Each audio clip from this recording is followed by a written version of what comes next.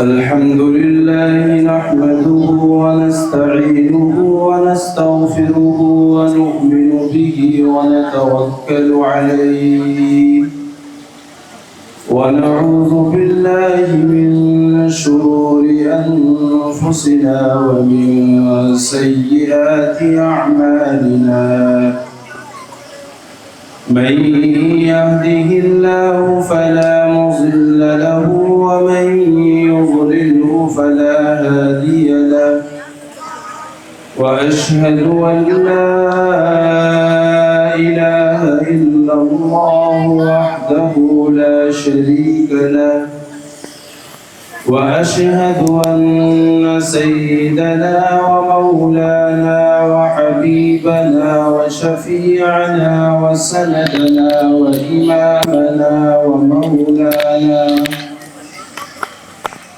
وإمامنا ومولانا محمدا عبده ورسوله أما بعد فأعوذ بالله من الشيطان الرجيم بسم الله الرحمن الرحيم يرفع الله الذين آمنوا منكم والذين أوتوا العلم درجات صدق الله مولانا العلي العظيم منزل سے آگے بڑھ کر منزل تلاش کر منزل سے آگے بڑھ کر منزل تلاش کر مل جائے تجھ کو دریا تو سمندر تلاش کر ہر شیشہ ٹوٹ جاتا ہے پتھر کی چوٹ سے پتھر ہی ٹوٹ جائے وہ شیشہ تلاش کر سجدوں سے تیرے کیا ہوا صدیاں گزر گئی سجدوں سے تیرے کیا ہوا صدیاں گزر گئی دنیا تیری بدل دے وہ سجدہ تلاش کر انتہائی قابل احترام حضرات علماء کرام خصوصاً جناب حضرت مولانا حفظ الرحمان صاحب اور پرلی کے غیور مسلمانوں نوجوانوں آپ حضرات کافی دیر سے علماء کرام کی باتوں کو سماعت کر رہے ہیں مجھے آپ کے سامنے مختصر سے وقت میں ایک دو باتیں عرض کرنی ہیں میرے عزیزوں اور بزرگوں اللہ تبارک و تعالی نے جب حضرت آدم علیہ السلام کو پیدا کرنا چاہا تو تمام فرشتوں نے اعتراض کیا کہ اے اللہ آپ زمین میں ایک ایسے انسان کو پیدا کرنا چاہتے ہیں کہ جو زمین میں خون خرابہ کرے گا قتل و غارت گری کرے گا زمین کے امن و امان کو ختم کر دے گا آپ کا مقصد آخر ہے کیا اگر مقصد عبادت ہے تو عبادت کے لیے ہم کافی ہیں تو اللہ نے اس وقت میں فرشتوں سے کہا تھا انی اعلم من اللہ ما لا تعلمون جن باتوں کو میں جانتا ہوں اے فرشتوں ان باتوں کو تم نہیں جانتے اور اللہ نے آدم علیہ السلام کو علم عطا فرمایا جس کا ذکر اللہ نے قرآن میں کیا وعلم آدم الاسماء كلها اللہ نے آدم کو تمام چیزوں کے نام سکھائے اور اس علم کی وجہ سے اللہ نے آدم کو زمین میں اپنا خلیفہ اور اپنا جانشین مقرر کیا پتہ یہ چلا کہ علم ہی انسان کی فضیلت کی وجہ ہے اگر انسان کے پاس علم موجود نہ ہو تو وہ انسان صحیح معنی میں نہ اللہ کو پہچان سکتا ہے نہ ایک دوسرے کے حقوق کو ادا کر سکتا ہے اگر انسان کے پاس علم موجود نہ ہو تو وہ انسان چھوٹے بڑے میں فرق نہیں کر سکتا. اگر انسان کے پاس علم موجود نہ ہو، اسے بیوی، اولاد، اپنے ماں باپ کے حقوق کا علم کیسے ہو سکتا ہے؟ اور وہ انسان نہ اپنی دنیا کو پرسکون بنا سکتا ہے اور نہ اپنی آخرت کو پرسکون بنا سکتا ہے۔ اسی لیے اللہ کے نبی علیہ السلام نے ارشاد فرمایا، طلب العلم فریضۃ علی کل مسلم، علم کا سیکھنا ہر مسلمان پر فرض ہے۔ اتنا علم کہ جس سے جائز ناجائز، حلال و حرام، صحیح اور غلط کی تمیز ہو جائے، چھوٹے اور بڑے کا فرق سمجھ میں آ جائے۔ اتنا علم سیکھنا ہر مسلمان کی ذمہ داری ہے۔ اس میں مرد بھی شامل ہیں، اس میں عورتیں بھی شامل ہیں، اس میں لڑکے بھی شامل ہیں، اس میں ہماری بچیاں بھی شامل ہیں۔ آج ہمارے سماج اور معاشرے میں یہ ذہن بن گیا ہے کہ علم سیکھنا صرف لڑکوں کا حق ہے، بچیوں کو علم کی ضرورت نہیں ہے۔ حالانکہ یہ سوچ جاہلانہ ہے، یہ سوچ انتہائی زیادہ گری ہوئی سوچ ہے۔ اگر علم سیکھنا صرف مردوں کے لیے ہوتا اور لڑکیوں اور بچیوں کے لیے شریعت کے اندر دینی تعلیم کا حکم نہ ہوتا تو حضرت عائشہ صدیقہ رضی اللہ تعالی عنہا، جو اللہ کے نبی علیہ السلام کی سب سے زیادہ چہیتی بیوی ہیں، ان کو اللہ علم میں اتنا اونچا مقام عطا نہ کرتا۔ حضرت عائشہ صدیقہ وہ امہات المؤمنین میں سے اللہ کے نبی کی زوجہ مطہرہ ہیں کہ جن سے 2000 حدیثیں مروی ہیں، یعنی کہ انہوں نے اللہ کے نبی علیہ السلام کی کہی ہوئی 2000 حدیثیں امت کو پہنچائی ہیں۔ اگر حضرت عائشہ نہ ہوتی تو امت کو ان 2000 حدیثوں کا علم نہ ہوتا۔ اسی لیے بڑے بڑے صحابہ کرام حضرت عائشہ کے پاس جاتے اور ان سے معلوم کرتے کہ آپ کے پاس اللہ کے نبی کی کچھ حدیثیں موجود ہیں، ہم آپ سے وہ حدیث سیکھنا چاہتے ہیں۔ حضرت عائشہ ان کو وہ حدیثیں سکھایا کرتی تھی۔ یہی وجہ ہے کہ حضرت عائشہ رضی اللہ تعالی عنہا بڑے بڑے صحابہ کرام کی استاذ بن گئی اور ان کو سکھانے والی بن گئی۔ وہ اپنے وقت کی بہت بڑی محدثہ اور اپنے وقت کی بہت بڑی عالمہ تھی۔ اسی طریقے سے ایک اور بیوی حضرت ام سلمہ رضی اللہ تعالی عنہا ہے۔ ام سلمہ رضی اللہ تعالی عنہا کے بارے میں منقول ہے کہ انہوں نے اللہ کے نبی علیہ السلام سے 368 حدیثیں اس امت کو پہنچائی ہے۔ ام سلمہ رضی اللہ تعالی عنہا کی دین ہے کہ وہ 368 حدیثیں امت کو ملی ہے۔ وہ اپنے وقت کی فقیہہ اور اپنے وقت کی محدثہ تھی۔ اسی طریقے سے ازواج مطہرات کے اندر اور دیگر بھی ازواج مطہرات تھی کہ جن کے ذریعے سے امت کو علم سیکھنے کو ملا۔ پتہ یہ چلا کہ اسلام کے اندر عورتوں کو بھی علم دین سیکھنے کا حکم ہے اور عورتوں نے اس علم دین کو حاصل کرنے کے لیے تن من دھن کی بازی لگائی ہے اور ایک علمی مقام حاصل کیا ہے۔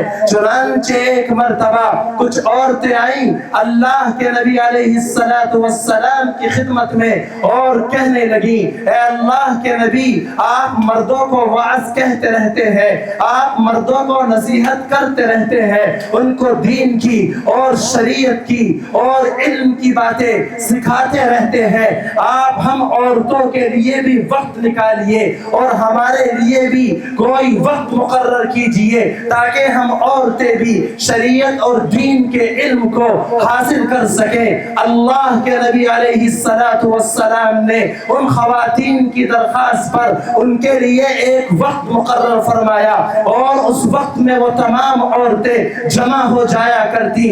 اللہ کے نبی علیہ السلام اس مجمع کے اندر ان عورتوں کو دین سکھایا کرتے, ان کو شریعت کی باتیں تلقین کیا کرتے. قرآن کریم کے اندر اللہ نے جہاں بھی کوئی حکم نازل کیا ہے اس میں مردوں کو خطاب کیا ہے. اللہ نے قرآن میں تقریباً 100 جگہوں پر کہا یا ایھا الذین آمنو, یا ایھا الذین آمنو, اے ایمان والے مردو, اے ایمان والے مردو.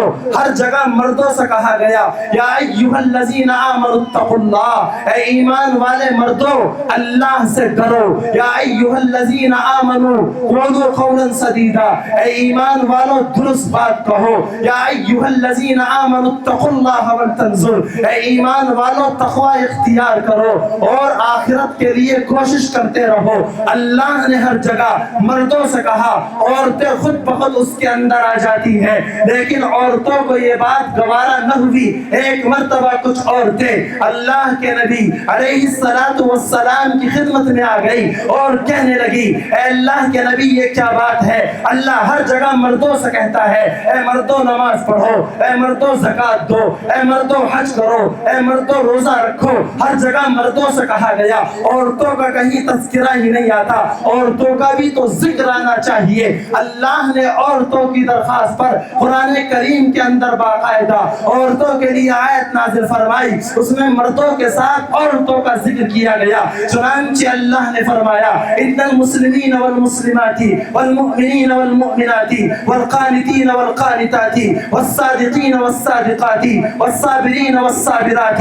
آیت بڑی طویل ہے. اس آیت میں اللہ مردوں کے ساتھ ساتھ ایمان والی عورتوں سے بھی خطاب کر رہا ہے. اللہ کہہ رہا ہے اے مسلمان مردوں, مسلمان عورتوں, والمؤمنین والمؤمنات, ایمان لانے والے مردوں, ایمان لانے والی عورتوں, والصادقین والصادقات, سچ بولنے والے مردوں, سچ بولنے والی عورتوں, والصابرین والصابرات, صبر کرنے والے مردوں, صبر کرنے والی عورتوں, والخاشعین والخاشعات, اللہ سے ڈرنے والے مردوں, اللہ سے ڈرنے والی عورتوں, والذاکرین والذاکرات, اللہ کا ذکر کرنے والے مردوں, اللہ کا ذکر کرنے والی عورتوں جن کے اندر یہ صفات موجود ہو. اللہ نے ان کے لیے خوشخبری سنائی. اعد اللہ لهم مغفرہ, اللہ نے ان کے لیے مغفرت کا وعدہ کیا ہے. واجرا عظیما, اللہ نے ان کے لیے بڑا اجر تیار کر رکھا ہے. اس آیت کو سنانے کا مقصد یہ ہے کہ اسلام کے اندر مردوں کے برابر ہے عورتیں.